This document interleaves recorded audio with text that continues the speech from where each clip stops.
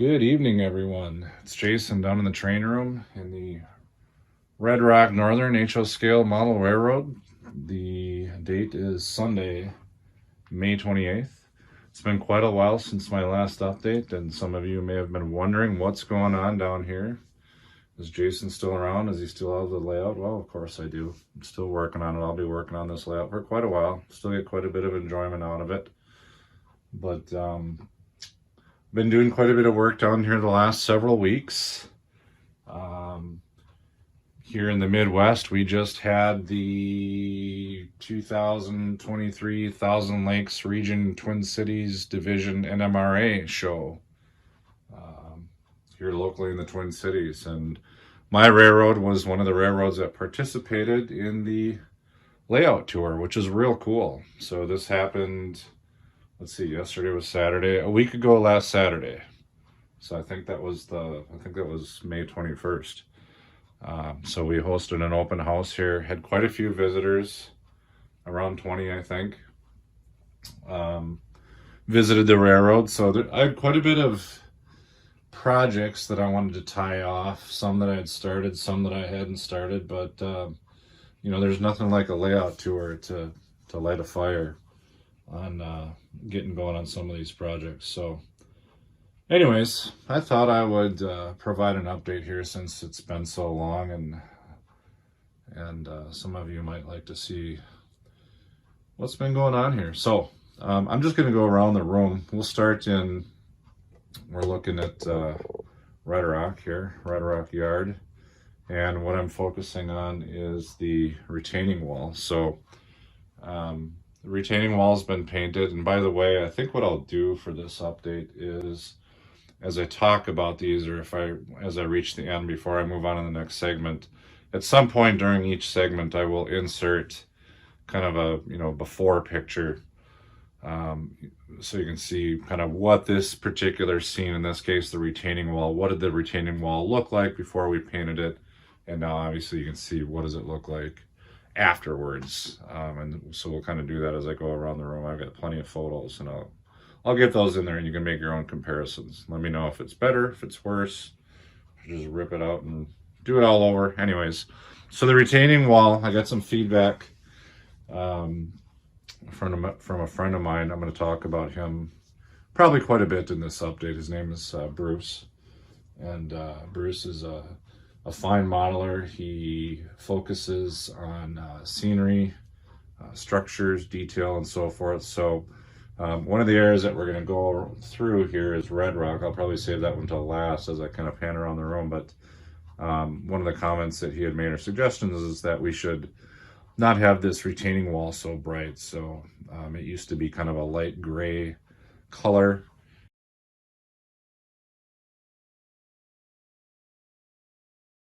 The retaining walls now around the room, or at least these particular retaining walls in Red Rock, have been painted kind of a darker color so they don't draw so much attention to themselves. So it's kind of I don't know what color you'd call that. It's a mix of colors and stains and washes, but suffice to say it's kind of a dark, mid to dark kind of brown with some red tint to it. So anyways, I kind of like the look. It seems fine to me.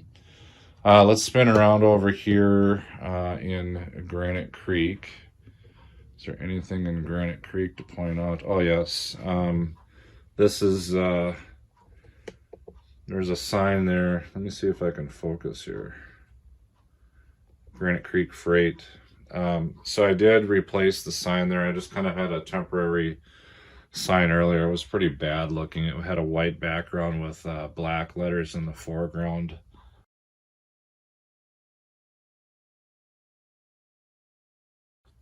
This particular sign I made using a technique I learned at a modeler's retreat a few months ago.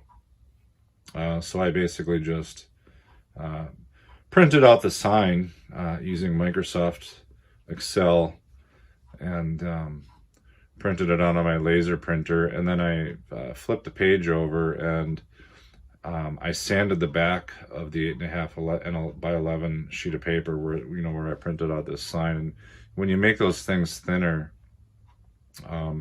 They look a little better and they can actually look a little more weathered. Otherwise, with the default thickness of the paper, if we glue that onto the background there of the sign for the building, depending on the thickness of the paper, you can actually tell that it is a cutout of a printed page. So anyways, I sanded it down, I cut it out, weathered it a little bit, weathered the building somewhat with some chalks. Just move these cars. I also spent some time, a little bit of time, while I had the weathering powders out, I weathered that ramp. So just to take some of the shine off. So that looks a little bit better. I guess while we're over here as well, you can see that track bumper. So I've replaced all of the Atlas, kind of those cheesy looking Atlas track bumpers.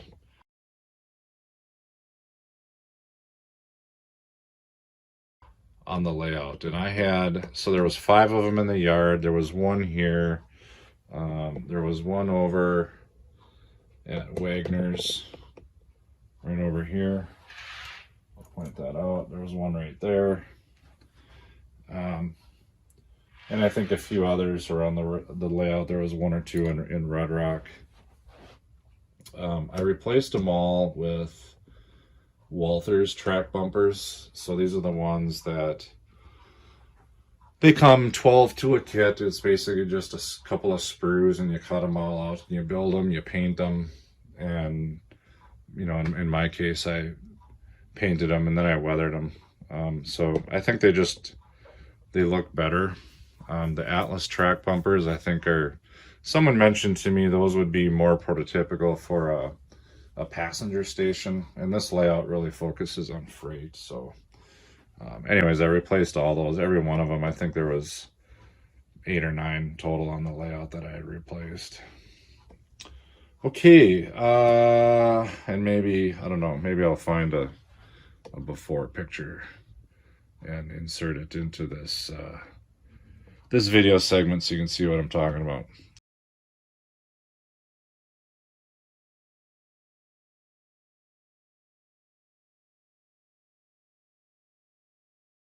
Let's move over to, we're still in Granite Creek. So this is kind of a notable, and I'm going to pick up the tripod here. This is Granite Creek here, and you can see we've got water in there.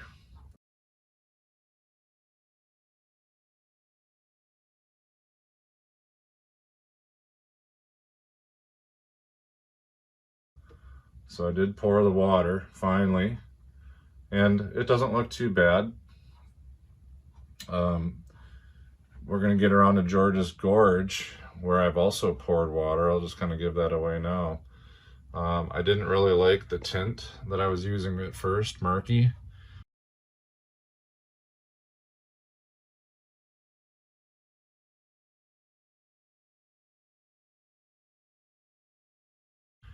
So I cleaned that up by using some blue tint from Woodland Scenics, and I think this looks much better. So finally got some water. Had no problems with water running off the layout onto the carpet. So chalk that up either to skill or to luck, but no water hit the floor.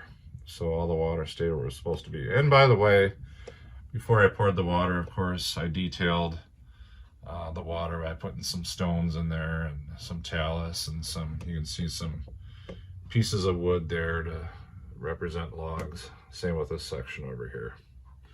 Okay. Well, let's move on over to, speaking of George's Gorge. I'll set the tripod down right here. So here it is, George's Gorge. Now, also, finally, after, I don't know what it's been, 2-3 years, has water in it.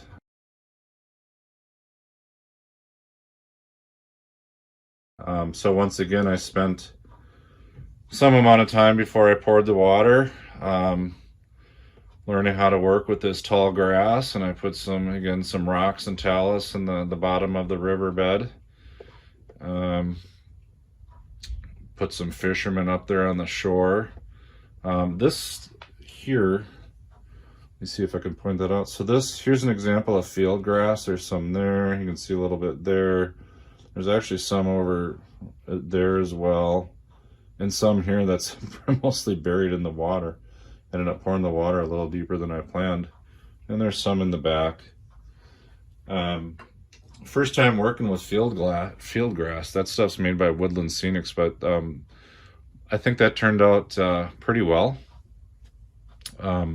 Fairly easy to work with. Just followed a YouTube video that Woodland Scenics put out on how you use this stuff, and a little bit of I'll show you the glue that we use that makes this easy. It's not Mod Podge, but it's this Hobby Tack. Let me zoom out. Hobby Tack. This stuff is actually pretty wonderful stuff, depending on the use case. So again, this water, we started out with a tint called Murky Brown. I was not a fan of that.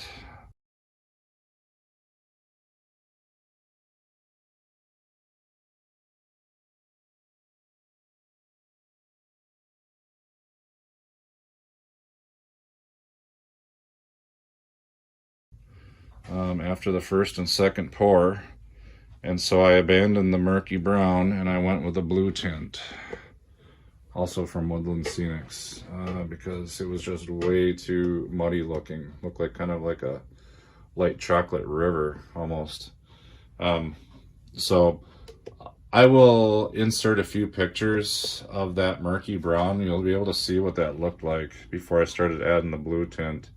And I think if I had just filled this entire river with the Murky Brown, that would have been, I would not have liked that at all. I don't think it would have looked good. It would have looked quite dirty, and it doesn't work with this scene because we've got fishermen in here. And if they're, planning on saving these fish and cooking them up, I can't hardly believe that, they'd be looking for fish in really dirty water. So I had to get away from that Murky Brown real quick. I also put some detail. You can see some more field grass over here as well, kind of some of the same effects, some wood pieces, logs, rocks in the river. I also put a little bit of scenery on the shoreline. Let's go back to this side. You can see it a little better. So you can see I lined the shoreline with some scenery. Some of this was really to hide the water that kind of got brushed up on the shore. I was using a brush to push the water around as I poured it. This water, it dries wet looking.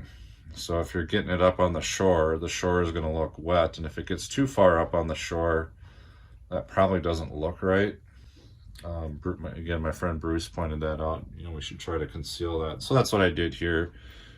Uses various pieces of scenery, clump foliage, things like that.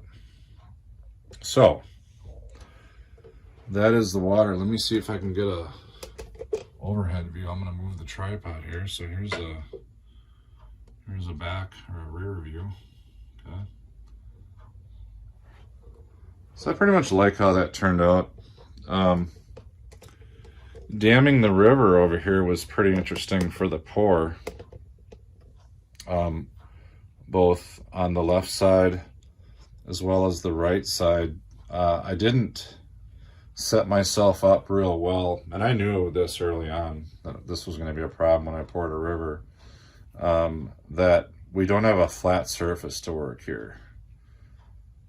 with here to make the dam. Usually to make a dam you get a piece of clear flat acrylic or maybe some styrene, kind of a rectangle that you can kind of caulk on the end here as well as this side, and it's kind of rough here. This is my foster came in here. Hey, Spencer. So this is some hydrocal material here, and some rocks and stuff. So anyways, it's pretty rough.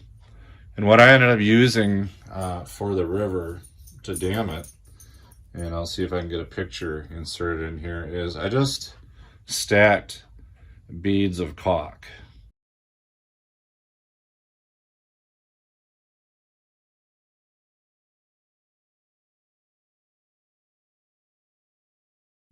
Like almost like sandbagging, putting up sandbags here. And so the plan was to put up beads of caulk as high as I wanted to pour the river, then go ahead and pour the river, and then the plan was to tear the caulk out, you know, just pull it out with needle nose pliers. And that actually worked out to plan. And you can see what's left here, the cavity of where the caulk was, and then I just painted this the color of the fascia, and that's good enough for me.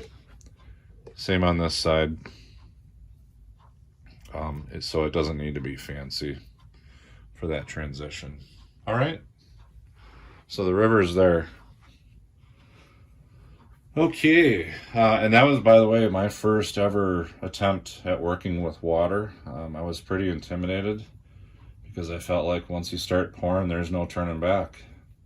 And fortunately, again, whether this was due to good planning or just pure luck, it turned out. I did take the advice of performing a few test pours on a paper plate, and I have that. I did that. I don't know how well you can see this, but I did make a few pours on the paper plate, and you can also see on the paper plate, for instance, on the right here, I'm actually using these pours for water effects. So this river scene here is not 100% complete, and the reason is that it's way too calm. It's crystal calm. There should be some current there, and that would be noticeable with the objects that are in the water. You know, these logs, the fishermen, the grass. You'd be able to see some current. So I will be adding some water effects and some, you know, white foam and so forth on the top of the water to give that a little more realism. But again, I'm practicing that on the paper plate first. All right, let's go over to, I think next up here is red rock. Oh, kicking my tripod around. So this is kind of the big one here. Save the biggest change and perhaps the best change for last. This area 4 weeks ago, I had completely scraped down to bare plywood.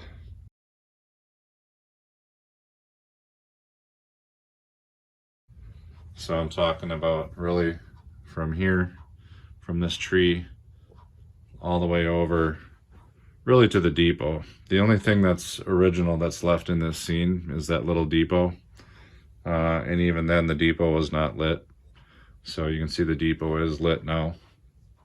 And my friend Bruce, who's really good at working with structures and weathering and so forth, he took my depot home and did a little work on it. The changes are subtle, but I think he added some weathering, and he might have added a figure or two, some people standing on the platform there to make it look a little better. But I added the light, so that's lit now. He also made the sign. It now says Red Rock here on the front, as well as the side over here. You can't see it, the tree's in the way, but so that was nice. I'll zoom in on that. I think you can see that. I can see it. But in past updates, I'm sure that I've talked about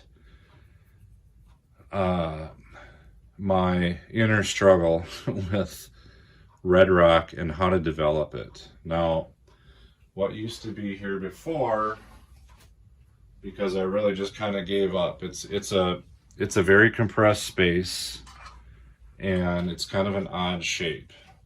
So a tough area to work in terms of developing a scene and even more so a scene that we can operate, for prototypical operations. Now, what I had in there before was, I'm trying to find, oh, here it is. So the track configuration has changed as well. So we used to have a team track that was sitting right about there. This was the team track before it changed. I've changed the track now. And in the back, right around here somewhere, we had the plastic pellet transfer facility.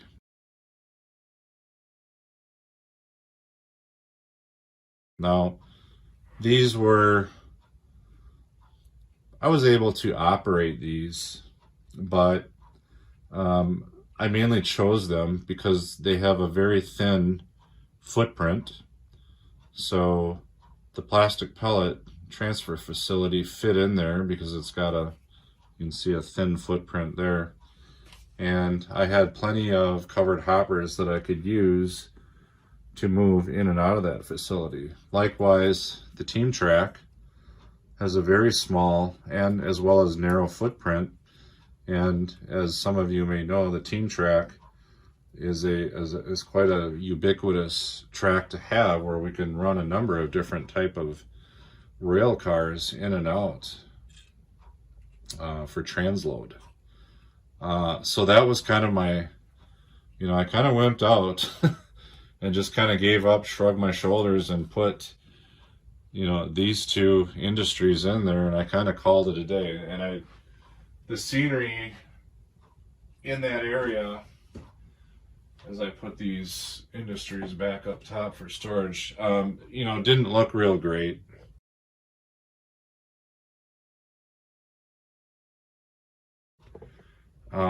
Because I knew in the back of my mind that those may not be the permanent industries that would be in this area. I was still reaching out to anyone that would come over and visit my layout. I would show them Red Rock and say, take a look at this scene and this footprint in this area. What would you do here? What would you recommend? I was really looking for ideas.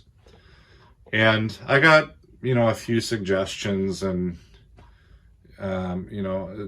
the ideas, I guess, were okay, but it really wasn't until my friend Bruce came along and said, look, we're gonna, he he took this area and he just ran with it. He says, I know the building. He's got this Hendrix type foundry that he built for me, for my layout. This is I believe if I remember right on this video, it's a FOSS scale models, FOS. So he assembled that. He really kit bashed it, because the building kit comes with the main building, this red building on the side, and then I'll move this rail car out of the way. It comes with the dock. And the interesting thing about this kit is you can assemble it in 3 different ways, 3 different configurations. It really has to do with the placement of this building and I think that little shed. But he kind of kit bashed it. He made the dock wrap around the side, which I believe that was not part of the plan. He also added this dock on the opposite side of the track, as well as this crane. He scratch built this crane, which is very nice. Let me see if I can zoom in here now a little more as I talk about this stuff. In fact, I'll move the camera and you can see the crane a little better. So that's the Hendrix type foundry. The signage is on the top. We got a crane in there. And so this type foundry takes box cars, I think flat cars, and I think I have gondolas going in there as well. So very, very nice structure. Now this was delivered on a piece of, built and delivered on a piece of styrene.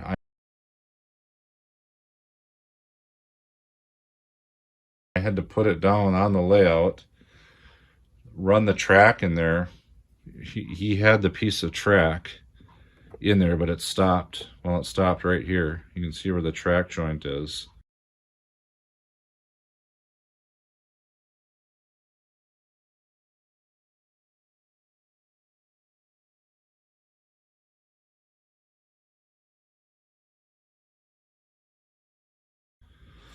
So I had to modify what used to be the team track to come in here and make a little bend to meet the track for the Hendrix type foundry. And then not only that, I had to blend in the scenery behind it. So this was my quick blend-in job before the layout tour. You can still see a little bit of a seam here. That's the edge of the styrene. Maybe you can see it on the camera. And these barrels here, there's two of them. Red one there, red one over there, but those basically conceal the screw that I used. Can I not zoom in? Oh, there we go. It conceals the screw that I used to hold this thing in place. So there's a silver screw there. And again, there's one on the other side so that this thing didn't move on me as I was performing the scenery work and the track work. Now, obviously, there's been a major change as well in this area to accommodate this structure. So this roadway used to come in here and then make a right-hand turn and go all the way down to the Red Rock yard facilities down there. Well, to kind of make this scene work, Bruce says we need to have a road coming in here. So had to add grade crossings and as well add an entire area of pavement. So basically we've got pretty much street running over here. And the reason that we chose street running, an entire area of pavement, is because Bruce, in his main master plan, wanted to have more industry over here. So we still need another industry for the track in the rear, which used to be the plastic pellet transfer facility. And then he also had an idea for a little welding industry here, which is not rail served. And I'll talk about that in a minute. But the focus, back to the point on the street running, is because of this building here. Now, this is a mock-up kit, or sorry, a mock-up of a kit that Bruce is working on. And again, the kit, I believe, is from Foss Scale Models. And it's called, I believe the kit is called Deckers. Now, this is a heavily modified kit-bashed version of Deckers. The front profile looks about the same until you get about here. But Bruce has added, we're going to have like kind of a catwalk going over the rail. So the cars that are shoved in there will go under the building. But with this building sitting there, it really wasn't conceivable that we would have rails running right past the front door, essentially, with weeds and overgrowth and, that kind of typical right away. That didn't look right. So Bruce came up with the idea that we could sell this scene with this rail in this close proximity to the building if we were essentially had rails in the pavement. And I think that was a brilliant take by Bruce. And that's the reason that,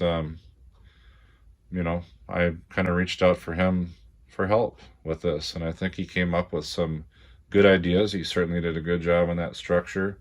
This here is just a paper printout of a background building. I think we're going to have, I don't know if this is the final one, but this is just temporary.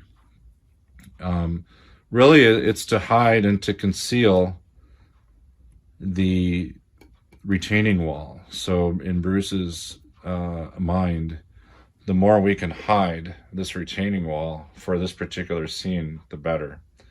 And if we pan over to the left, we've got another mock-up of a structure that is going to go up over here. I think I'm going to actually build that building. That's going to be a kit bash. And then, the question becomes, the challenge is, how do vehicles get in and out of, accessing this depot? In other words, street traffic. And So I kind of had the idea that I'm not going to put in another grade crossing here. We don't have room to get there from Hendricks in this kind of little industrial area here. So I think the best idea that I've come up with, and Bruce kind of agrees, is that the road would come out from under the retaining wall. Now my original idea was a tunnel portal, to put a tunnel portal there and just kind of paint it black, like Wile E. Coyote would do to the Roadrunner. But then Bruce came up with, well, let's try some photographs of roads going off in the distance. And then I thought, let's put a girder on top of that. And it looks, it kind of sells the scene as this is a, railroad track going over the scene. And it really provides, kind of hides or helps blend in that retaining wall. So this is really just kind of a mock-up to see what we think of that, but that's the best plan that I've seen so far. And right now the road it's really just ground foam painted with black pavement, just to kind of see what that would look like, and as a temporary measure for the NMRA layout tour. We wanted to have something over there other than just green grass. All right, so anyways, this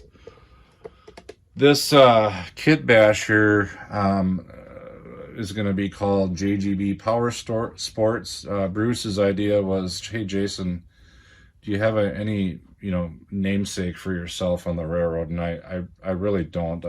I've got a lot of other family members that I've kind of their history and their likenesses blended in, woven into the railroad, but none for myself. So Bruce thought, let's get perhaps a motorcycle dealership, because I have a dirt bike. Come up with a name. I came up with the name JGB Power Sports. JGB those are my initials. And it's going to be a dirt bike dealer, at least this side. And then over here, this is the Deckers side, and I don't know what they're going to be doing over there, but so more to come on that. Let's move over to the welding shop. Now, Bruce, what we're left here with is just a small, really oddly shaped, tiny piece of real estate, really like a triangle. And Bruce wanted to get one more building in here, and he came up with a Foss scale models. This is a kit of the month, and I don't know what the original name of this kit is, but Bruce turned it into a place called Shadow Welding. He put the LEDs in there, and then I did all the wiring underneath, the resistors and so forth. So it's Shadow Welding. Shadow is named after my dog. That's what Bruce came up with. My dog Shadow is in there. Let's see if we can see him. He's actually relieving himself on that fuel barrel on the side of the building on legs. And then there's another dog over here to the left, a black one that would represent one of our foster dogs, because we rescue and foster dogs and give them a new leash to life with wonderful new owners and families. So this one is kind of dedicated to the dogs in my life and my family's life, and it's a welding shop, and it's a wonderfully detailed it has a wonderfully detailed interior. It's nicely weathered. I built the fence. I built the gate over here, and even put some detail of a chain on there. And so anyways, a nice little welding shop. Now the cool thing about this is Bruce actually, if we go over here to the right, or sorry, to the left, there is actually a welder in there. See if you can see him. There he is. So he's in there, and there's a light in there. But Bruce added LEDs for welding, and he said, Jason, these are pretty cool. I got the welding effects, but let's not run them full time. Figure out a toggle switch on your layout to toggle the welder on and off. And it only took me about 30 seconds to come up with this. So I didn't want to put a new toggle switch in the front of my layout just for the welder. So what I did, take a step back here, I tied it into the turnout that runs trains right by the front of shadow welding. In other words, it's the spur track that runs right in front here into Hendrix. And so when we flip the turnout to Hendrix, and I'm going to do that now,